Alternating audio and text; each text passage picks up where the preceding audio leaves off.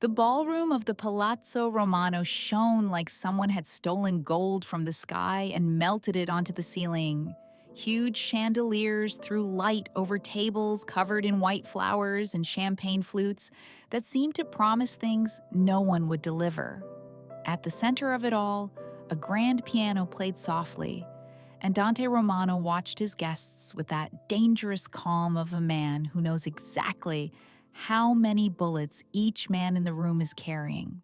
He wore a black, tailor-cut suit, dark hair slicked back, and a watch that cost more than most houses on the outskirts of Chicago. His gray eyes swept the room like security cameras, recording every movement, every exchanged look, every toast that took too long.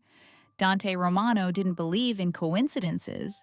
He believed in strategy, in bought loyalties, and in keeping Isabella, his 7-year-old daughter, far from all of it. Isabella ran between the tables in her twirly pink dress, laughing too loud for an event where adults whispered power. She didn't understand that this birthday party was also a reminder. The Romano Empire still stood, still was strong, still collected debts. And it was in the middle of that perfect performance that Dante felt something shift, like when the wind turns before a storm. Isabella stopped running. She was hugging the waist of a woman Dante had never seen before. The girl wore a simple blue dress, no sparkle, no jewelry, no heavy makeup. Her brown hair was pulled back any old way into a low bun, and she smiled at Isabella with a calm that didn't match the place's nervous luxury. She wasn't invited. She wasn't high society. But there she was, kneeling on the marble floor, listening to the girl talk about unicorns as if it were the most important thing in the world. Dante felt his chest tighten, not with fear, with something else. He walked over slowly, and a bodyguard appeared at his side like a faithful shadow. "Who is she?" Dante asked, without taking his eyes off the woman in blue. "She came in with the service staff, sir. Nobody knows her name, but the kid won't leave her side." Isabella burst out laughing again, and the girl looked up. For a second, her eyes met Dante's. They were brown, deep, and carried something he recognized immediately, pain hidden behind a trained smile. She didn't look away too fast, nor hold the look too long. She just saw him, gave a small nod, and turned back to Isabella, like he was just another detail in the scenery. Dante Romano, the man who made governors wait, had just been ignored. And for some absurd reason, he couldn't stop looking. When the piano music changed tone, the woman in blue stood, said something softly to Isabella, and vanished into the flow of waiters and trays, like smoke disappearing without a sound. Isabella ran to her father, tugging on his jacket sleeve with both hands. "Daddy, she's nice. She knows real stories." Dante crouched to his daughter's height and held her little face in his hands. "What's her name?" "Elena." "Elena?" Dante stored the name like someone chambers a bullet, because something inside him, an old thing he thought had died when Isabella's mother left, had just woken up, and it woke hungry.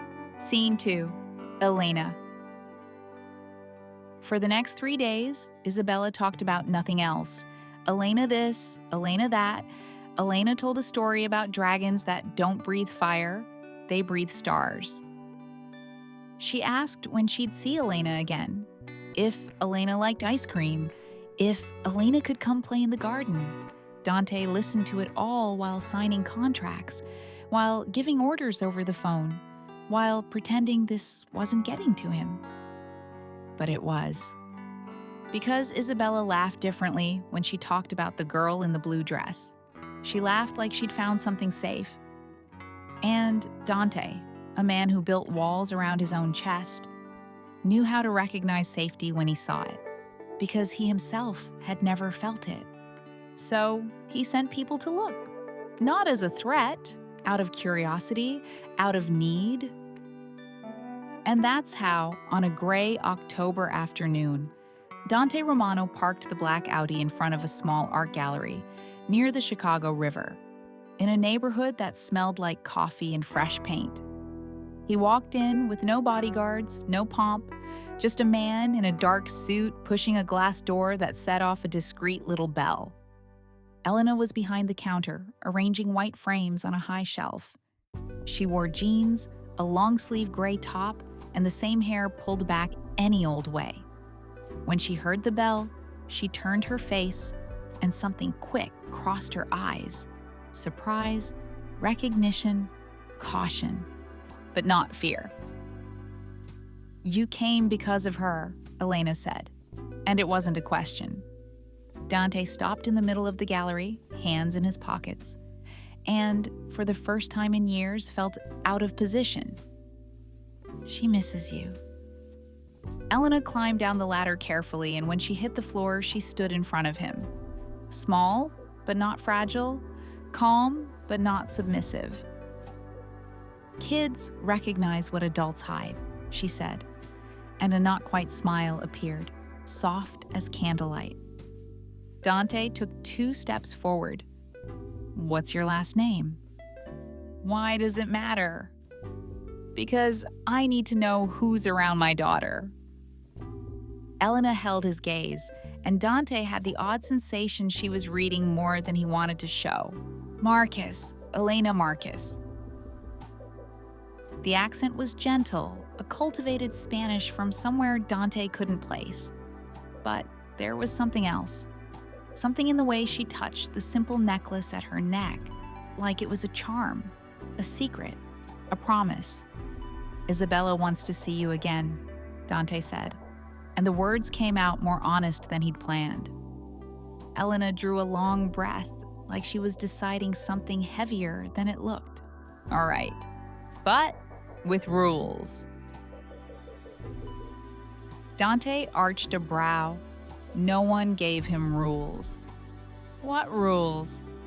"No armed security near her, no performances, just real-time drawings, stories, tea, things kids need." Dante stayed quiet long enough that Elena thought he'd refuse, but then he nodded. "Tomorrow, 3 in the afternoon, in the Palazzo Garden."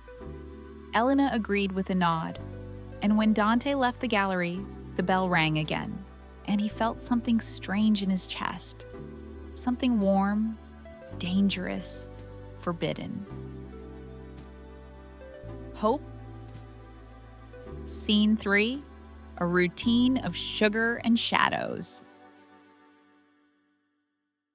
Days turned into weeks, and Elena became part of the Palazzo Romano routine, as if she'd always been there. She came 3 times a week, always on time, always with the same calm that disarmed even the tensest bodyguards. Isabella drew on the marble floor while Elena told stories about constellations, about cities she'd seen, about places where the sea was so blue it looked like a lie. Sometimes they made pretend tea with real cups. Sometimes they danced barefoot while the piano played by itself, triggered by the automatic system Dante had never turned on until Elena showed up. And Dante watched. He pretended to be busy, but came down from the office early. He walked through the hall more times than he needed. He heard Isabella's laughter echo through the corridors and felt his chest soften in a way that scared him. Elena didn't try to impress him. She didn't wear low necklines, didn't flirt, didn't ask about business. She just existed.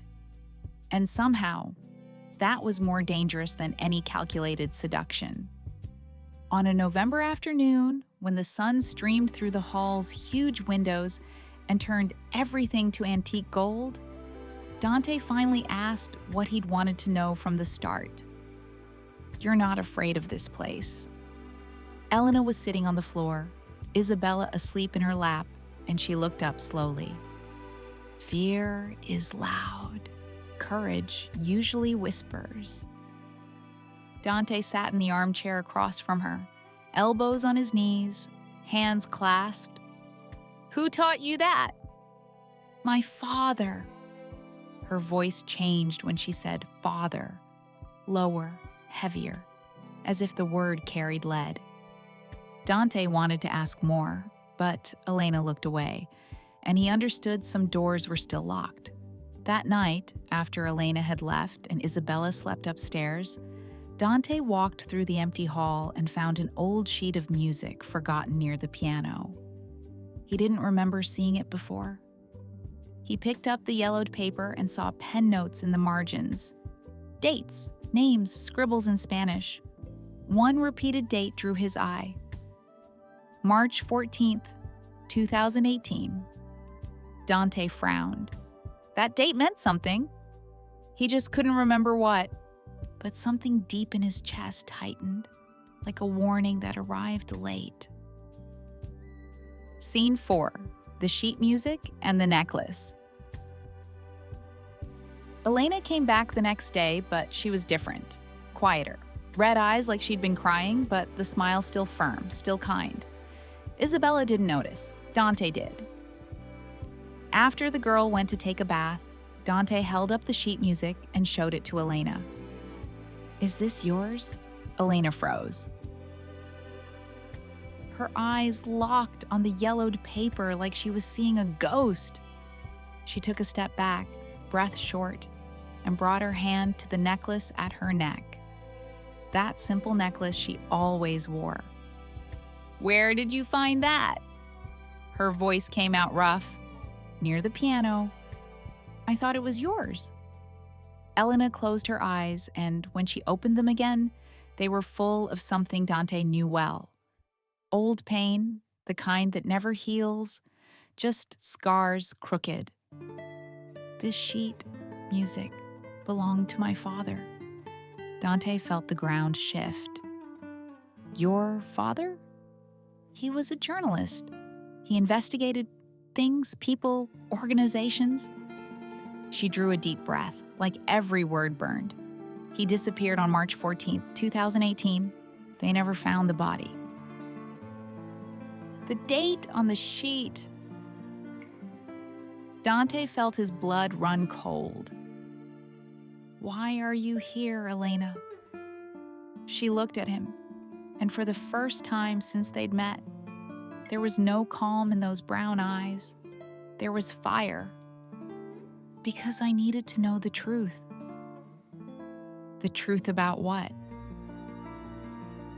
About who killed my father? Silence fell like lead. Dante stood slowly, every muscle tight, and took a step toward her. "And you think it was me?" Elena didn't answer. But the way she touched her necklace, opening the locket with trembling fingers, said everything. Inside was an old faded photo, a man with glasses, a wide smile, holding a little girl in his arms. And behind the photo, engraved on the metal, March 14th, 2018, Romano family. Dante felt the world crack. Scene 5, the brother's name. Dante didn't sleep that night. He spent hours in the office, surrounded by the smell of old leather and whiskey that had gone cold in the glass without him noticing. The mahogany desk was covered in files he hadn't opened in years. Yellowed folders, typewritten reports, grainy photos that seemed to belong to another life. But now, every page became a clue, every name a suspect, every signature evidence of something he should have seen before. He called contacts he hadn't spoken to since taking over the clan, men who lived in the shadows and kept secrets as currency. One of them picked up on the third ring, voice rough like he'd just woken up or never slept. "Dante Romano, thought you'd forgotten me. I need information on March 2018, parallel ops, anything that didn't cross my desk." Silence on the other end, then a heavy sigh. You sure you want to know? Absolutely. Then it's gonna hurt. 2 hours later, a brown envelope was left at the palazzo's back door by invisible hands. Dante grabbed it himself. No bodyguards, no witnesses, and went back to the office with his heart beating faster than it should. When he opened it, his world split. Inside were documents he'd never seen.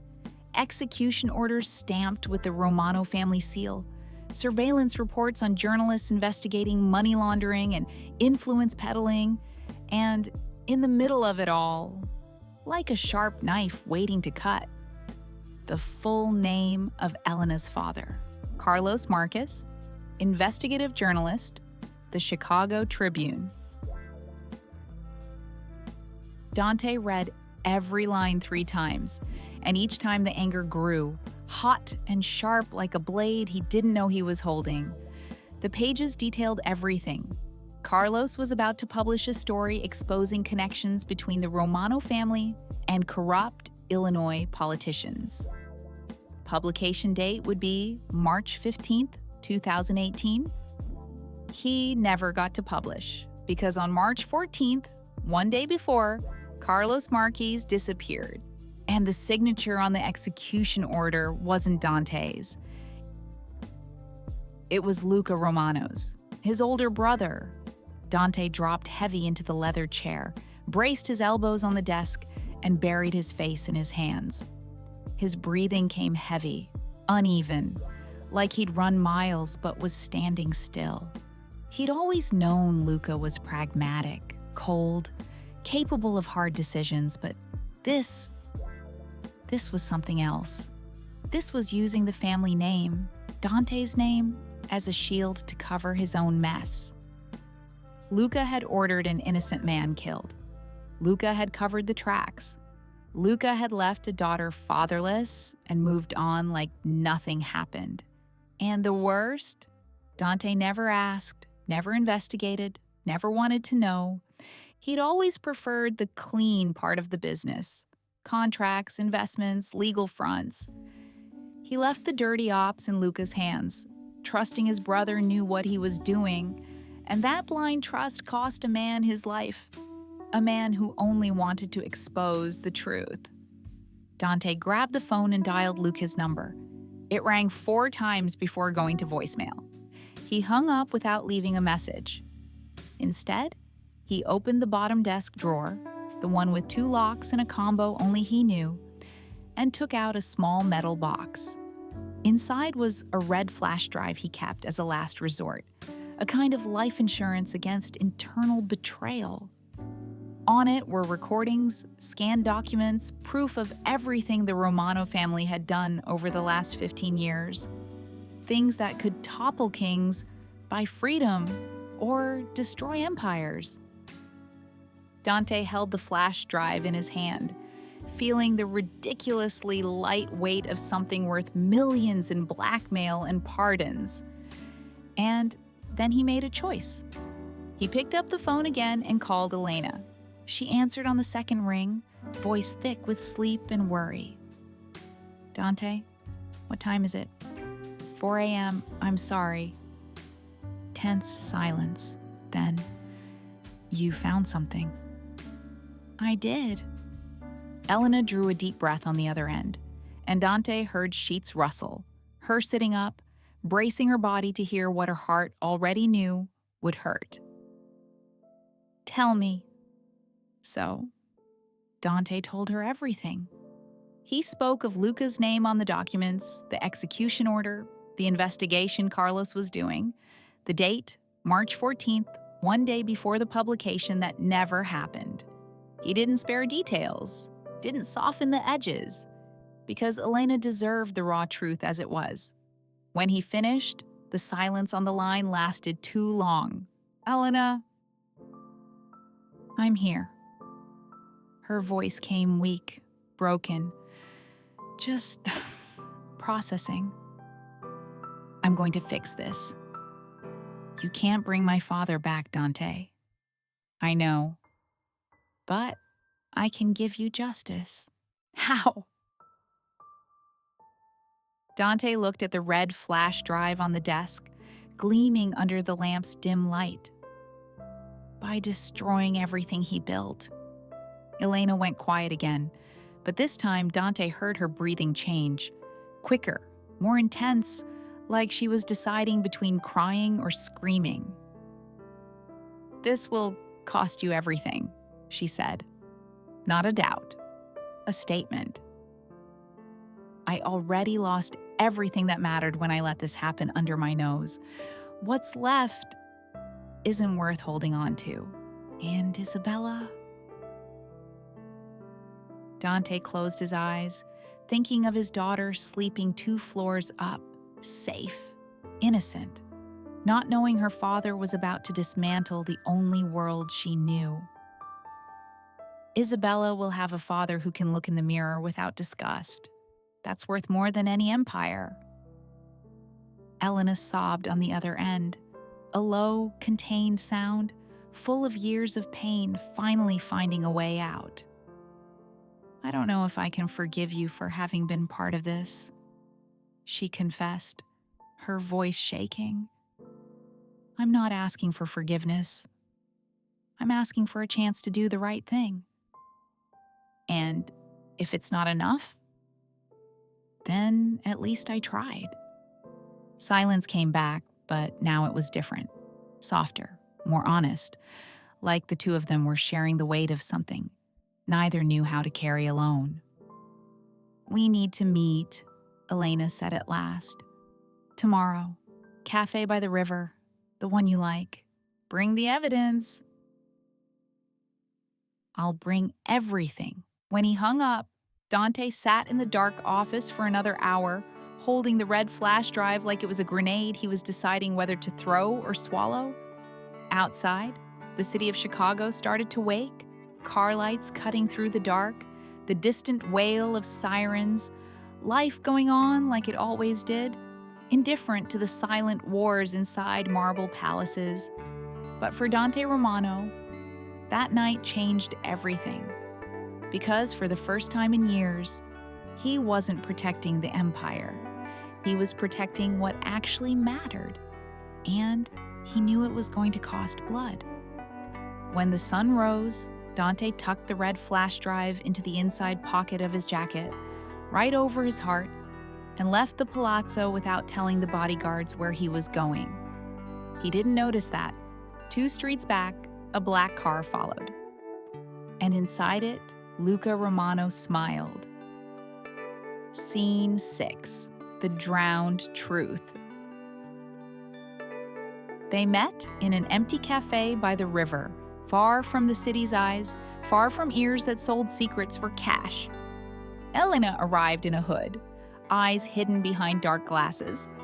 But Dante recognized her walk. Slow, like she carried the weight of the world on her shoulders. He was already seated when she came in, and he set a black folder on the table. "Read." Elena hesitated, but opened it. Dante saw the exact moment she understood.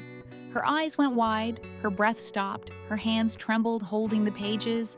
She read every line, every name, every date, and when she finished, she closed the folder slowly like closing a coffin.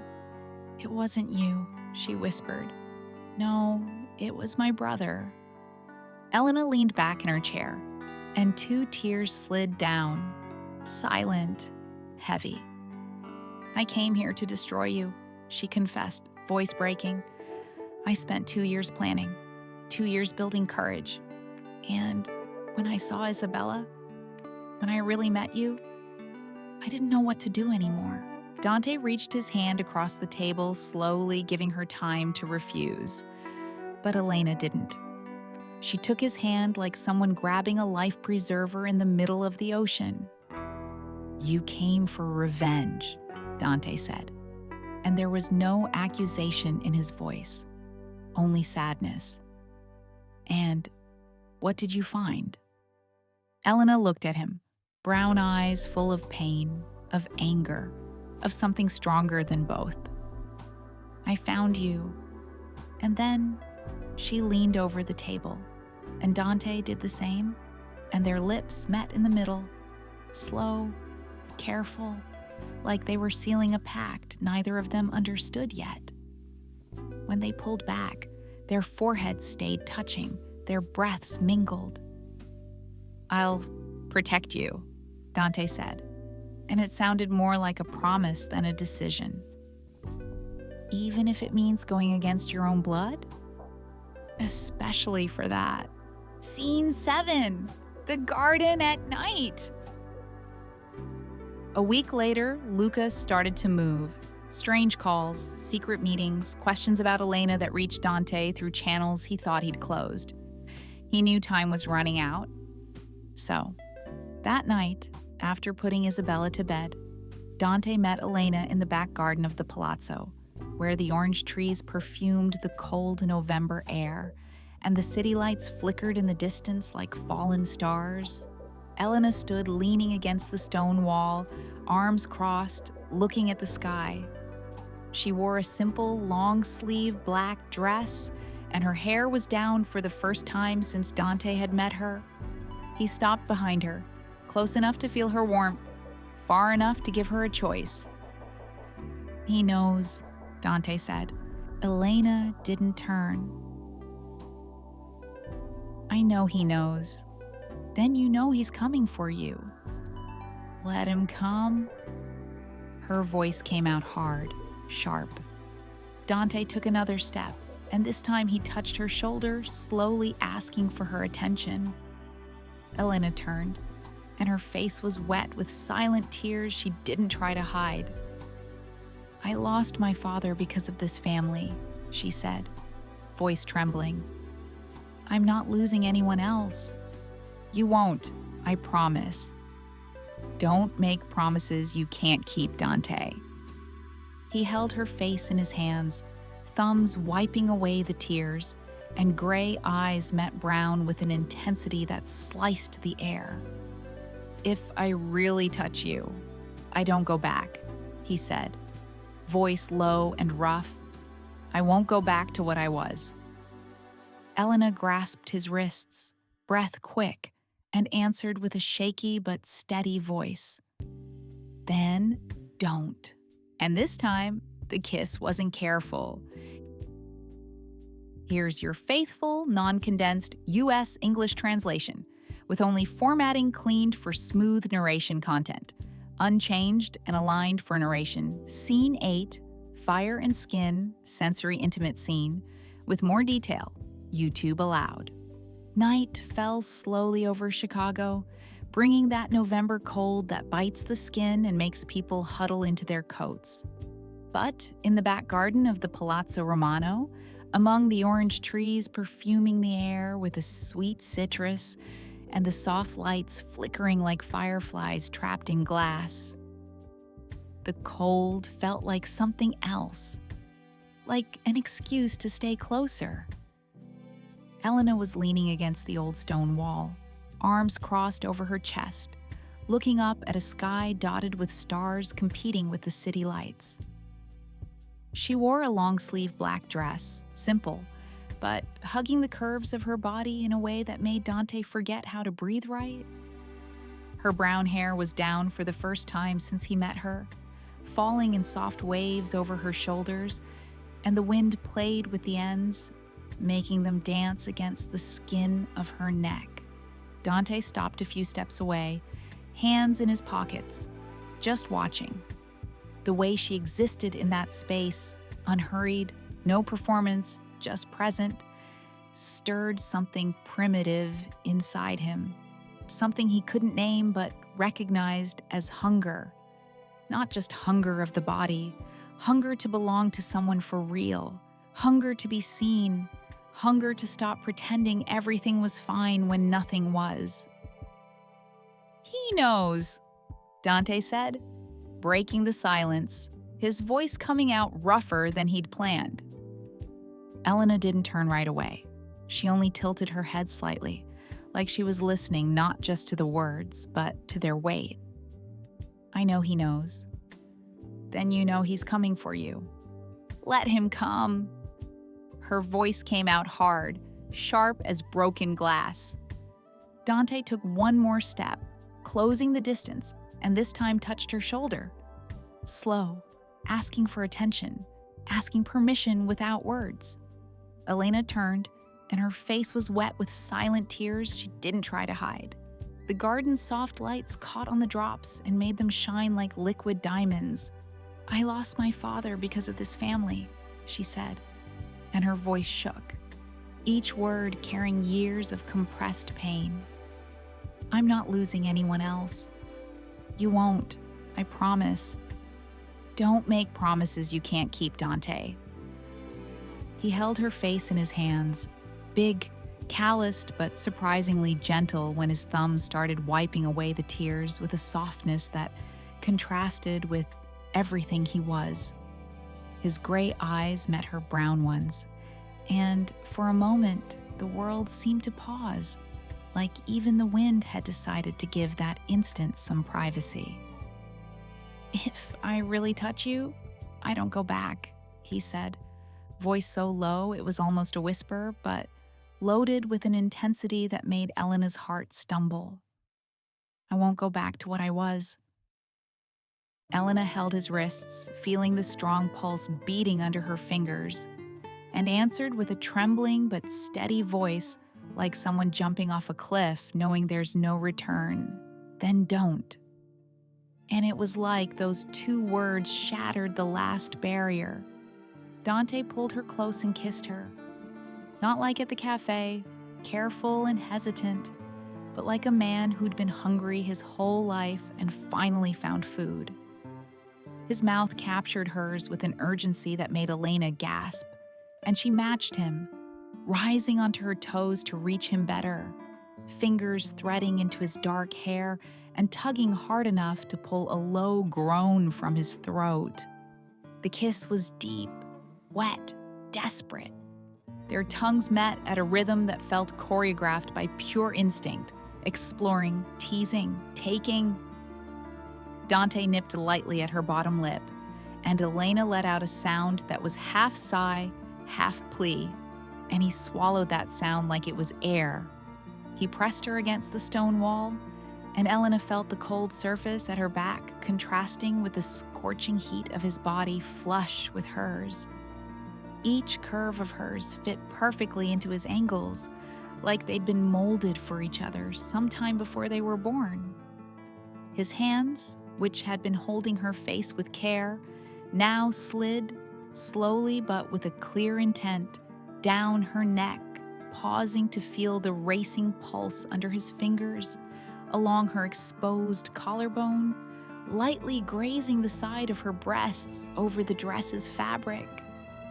Elena arched into him involuntarily, her body responding before her mind could process, and she felt his breath hitch against her mouth. His chest rose and fell too fast, and she could feel his heart pounding hard, almost violent, like it was trying to break out of his rib cage. "Elena!" He groaned her name against her lips, the sound ragged, full of need. She didn't answer with words because she couldn't form any. Instead, she tugged his shirt out of his pants and slid her hands beneath the fabric, touching the warm skin of his back, feeling the tense muscles under her fingers, the old scars that told stories she didn't know yet, but wanted to learn. Dante groaned again, a low, guttural, primal sound, and pressed his hips to hers, making it crystal clear what she was doing to him. Elena's knees went weak, and if her back weren't against the wall, she would have fallen. He kissed the corner of her mouth, then the line of her jaw, moving down her neck with torturous slowness. Each kiss was damp, warm, deliberate, and when he found the sensitive spot just below her ear and sucked lightly, Elena couldn't hold back the moan that slipped out. Loud, unfiltered, honest. Dante. His name came out like a prayer, a confession, a plea. He came back to her mouth, But this time, the kiss was slower, deeper, like he was memorizing every texture, every taste, every breath. His hands slid down her ribs, traced her waist, stopped at her hips, and gripped there with a firm, possessive pressure. Yet, at the same time, reverent, like she was something sacred he was afraid to break. Elena moved her hands to his front, brushing her fingers over his defined abdomen, feeling the muscles tighten under her touch, and up to his chest, where she laid her palm flat over his heart. It beat as fast as hers.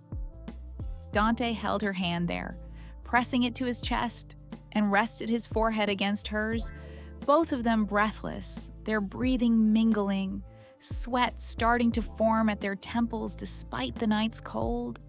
"If we don't stop now," he began, but his voice faltered. Elena opened her eyes, those brown eyes now dark with desire, pupils blown wide over almost the whole iris, and held his face in both hands, forcing him to look at her. "Who said I want to stop?" And that was all he needed to hear. Dante kissed her again, but this time it was different. Slower, more intense, more deliberate. He explored every corner of her mouth like it was the first and last time, and his hands moved up along her sides, lightly grazing the outsides of her breasts, before continuing to her shoulders where he held her firmly, like he was anchoring himself in her. Elena hooked one leg around his waist, pulling him even closer, and Dante caught her thigh with one hand, the other sliding up to tangle in her hair, giving a gentle pull to tilt her head and deepen the kiss. Every touch was a conversation, every moan an answer, every ragged breath a promise.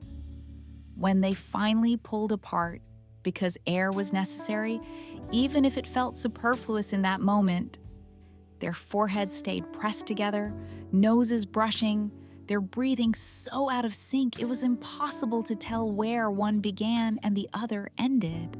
Dante took her hand and brought it to his lips, kissing each finger slowly one by one, gray eyes locked on her brown ones with a heat that burned. "I'm going to protect you," he repeated. But now the words carried a different weight, no longer a promise, a vow. Elena closed her eyes, feeling the warmth of his lips on her skin, the soft but steady touch of his fingers laced with hers, and answered in a low, husky voice, absolutely sure. "I know." They stayed there a few more minutes, just holding each other, their hearts slowly returning to a normal rhythm, reality starting to seep back into the spaces between the beats.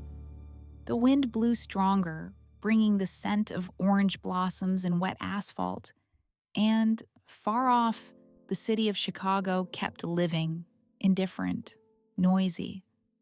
But there, in that garden hidden behind stone walls and secrets, for the first time in a long time, Dante Romano didn't feel alone. And Elena Marquez, who had come seeking revenge, found something she didn't know she was looking for: a reason to forgive. But when they turned to go back inside the palazzo, Elena froze. Someone stood at the glass door, watching them in silence. A tall shadow in a dark suit, with a smile that didn't reach his eyes. Luca. And he was holding a phone, its screen lit, as if he had just taken a picture. Scene 9, the call. The next day, Luca called. Dante was in the office when the phone rang, and his brother's name flashed on the screen like a fire alarm. He answered, put it on speaker, and waited. "Dante?" Luca's voice came smooth, dangerous. "I hear you've been keeping questionable company. I don't know what you're talking about. Elena Marquez, daughter of Carlos Marquez, the journalist who stuck his nose where it didn't belong." Dante felt anger rise, hot and sharp. "You killed an innocent man, Luca." Silence on the other end, then a low, humorless laugh. "Innocent?" He was about to expose half the clan. "I saved the family, Dante. I did what you didn't have the guts to do." "You used my name." "And you never asked.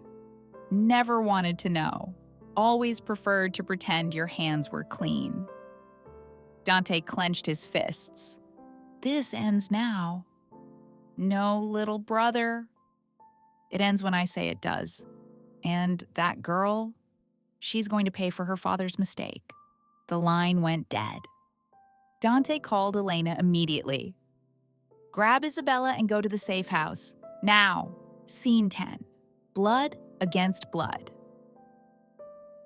The safe house was a simple cabin on Lake Michigan, hidden among trees and guarded by men Dante trusted more than his own blood. Elena got there with Isabella before dawn, and the girl slept in her lap the whole way, rocked by the engine's hum and the steady beat of Elena's heart. Meanwhile, Dante went back to the Palazzo Romano alone. He knew Luca would come. He knew the confrontation was inevitable. What he didn't expect was for his brother to show up with 2 armed men, walking in through the front gate like he still owned the place. Dante waited for them in the Golden Hall. No gun, no security, just him, the silent piano, and the truth. Luca walked in slowly, a cold smile on his face, gray hair slicked back, impeccable gray suit. He'd always been older, taller, colder.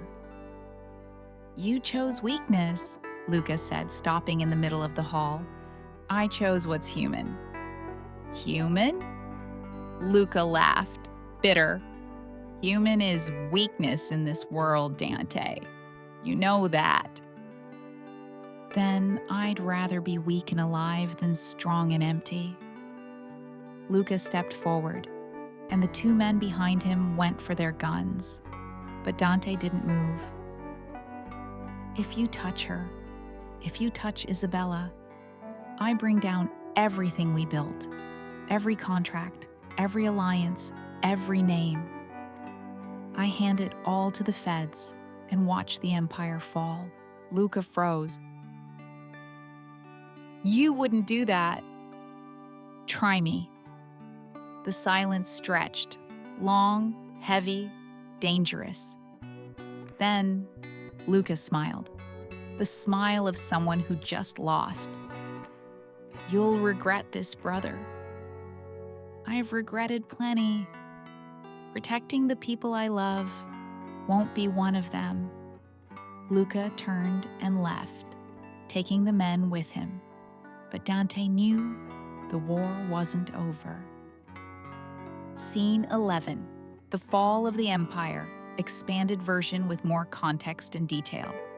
3 days after the night Luca showed up in the garden with the phone in his hand and that smile that promised destruction, Dante Romano made a choice that would change everything. He woke before sunrise, like always, but this time it wasn't to review contracts or plan meetings. It was to put on a gray suit, the same one he wore when he signed the first deal that turned dirty business into a lucrative empire, and grab the red flash drive he kept in the office's locked drawer. That little plastic and metal device held 15 years of secrets. Recordings of conversations with politicians, fake contracts, financial movements in offshore havens, names of bought judges, cops on payroll, money laundering ops disguised as legitimate investments. It was the full history of the Romano Empire, and also its death sentence. Dante held the flash drive in the pale morning light, turning it between his fingers, feeling the trivial weight of something worth millions in power and freedom. Then, he slipped it into the inside pocket of his jacket, right over his heart. The FBI's Chicago field office sat in an unremarkable federal building on West Roosevelt Road, all concrete and mirrored glass, the kind of place designed to intimidate you before you even walked in. Dante parked the black Audi in a public spot. No driver, no security, no one to witness what he was about to do.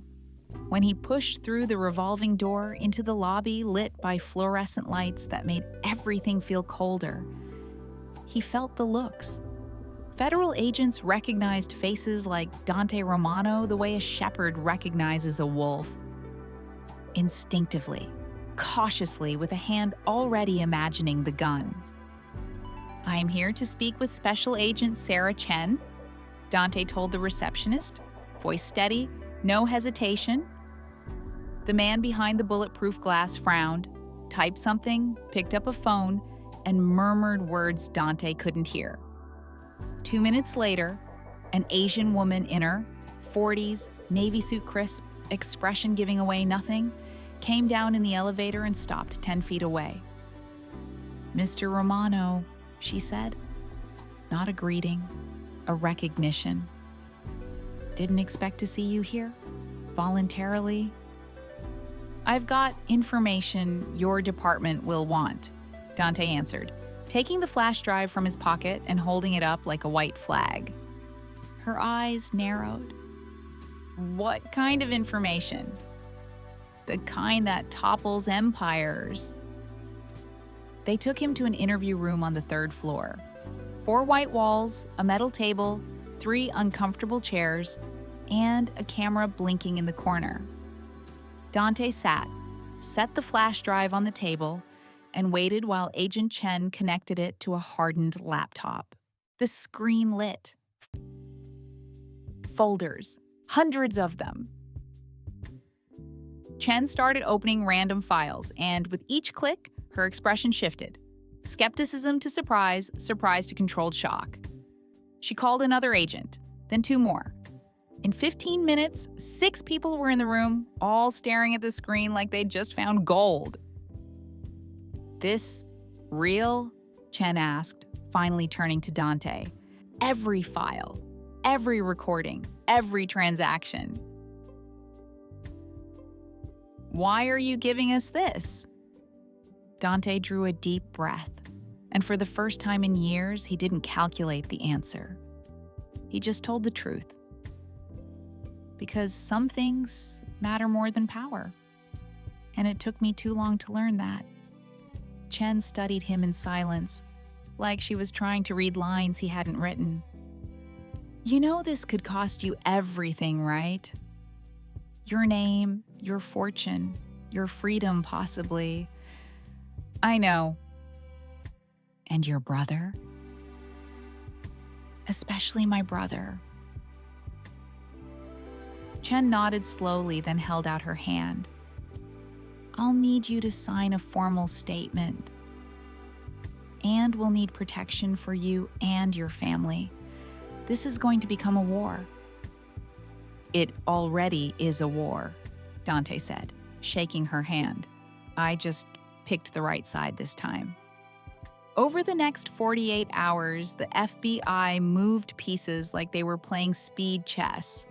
Arrest warrants issued, bank accounts frozen, properties seized, tactical operations planned with the precision of people who know any mistake can cost lives.